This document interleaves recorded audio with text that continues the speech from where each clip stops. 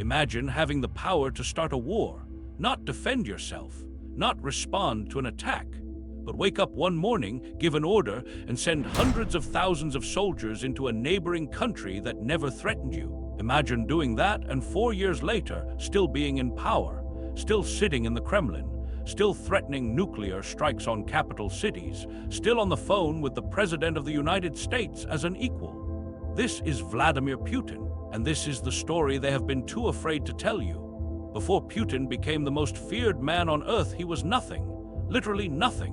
Born in 1952 in Leningrad, one-room apartment, shared bathroom, shared kitchen, rats in the hallways. His 2 older brothers died before he was born. His mother survived the Nazi siege of Leningrad for 872 days on whatever scraps she could find. Poverty, loss, survival at any cost. As a teenager, he fought constantly. Small kid, rough neighborhood. He learned one lesson early: if you do not project strength, you become a target. So he trained.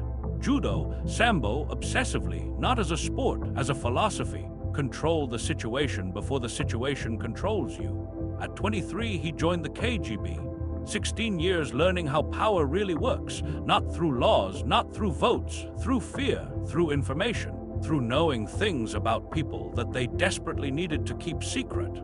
Then in 1991, the Soviet Union collapsed. Putin watched everything he believed in crumble overnight. He called it, direct quote, the greatest geopolitical catastrophe of the 20th century. Not World War II, not the Holocaust, the collapse of the Soviet Union. That tells you everything about how this man sees the world. By 1999, Putin was prime minister. Within months, acting president. Within a year, he had won the presidency outright. Unknown, unremarkable. A gray, quiet bureaucrat nobody expected to last. That was exactly how he wanted it. His first year in power, he launched a devastating campaign in Chechnya. Russian forces flattened the capital Grozny. Tens of thousands of civilians died. The world condemned it. Putin ignored them, and his approval ratings went through the roof. This was the moment Putin understood something that would define the next 25 years. The Russian people did not want democracy. They did not want debate. They wanted strength, someone who would not apologize, someone who would win.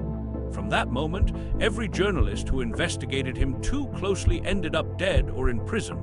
Every businessman who got too powerful ended up behind bars. Every political opponent mysteriously lost momentum.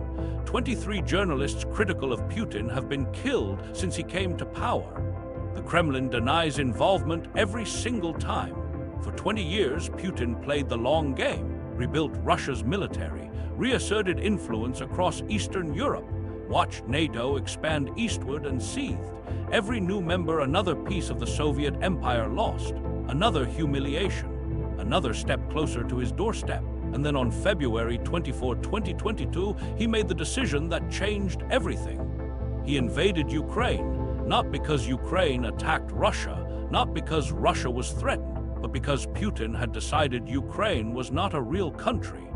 That 44 million human beings simply did not deserve to exist independently of Russia. He expected it to be over in 3 days. Instead, Ukraine fought back. 3 days became 3 weeks. 3 weeks became 3 months. Then a year. Then 2. Then 3. Then 4. The deadliest war in Europe since World War II. Russia lost more soldiers in year 1 than the United States lost in 20 years in Vietnam and Iraq combined. Tank divisions destroyed. Generals killed. Warships sunk. And Putin sat in the Kremlin and kept going. Because here is what the world fundamentally misunderstands about Vladimir Putin. He does not think like a Western leader. He does not care about approval ratings or media coverage or what history will say about him. He cares about one thing, not losing. Losing in Putin's world is not a political setback. It is an existential threat. A man who shows weakness in the Kremlin does not retire quietly.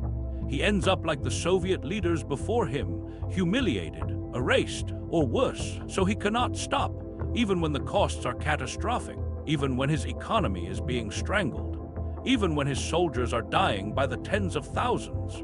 He cannot stop because stopping means losing, and losing means the end of everything he has built. This is the trap Putin has created for himself and for the rest of the world. And then this week, this exact week, Putin declared a ceasefire in Ukraine, not because he wanted peace, but because his military parade on May 9th needed to happen without Ukrainian drones buzzing over Red Square. He declared a ceasefire for a parade, and then threatened to launch massive missile strikes on the center of Kyiv if Ukraine dared to interfere with his celebration. Think about that. This man declared a ceasefire and in the same breath threatened to obliterate a capital city, and the world treated it as just another week in 2026. This is the man. This is the strategy. This is how a child from a one-room apartment in Leningrad ended up as the most dangerous person on the planet.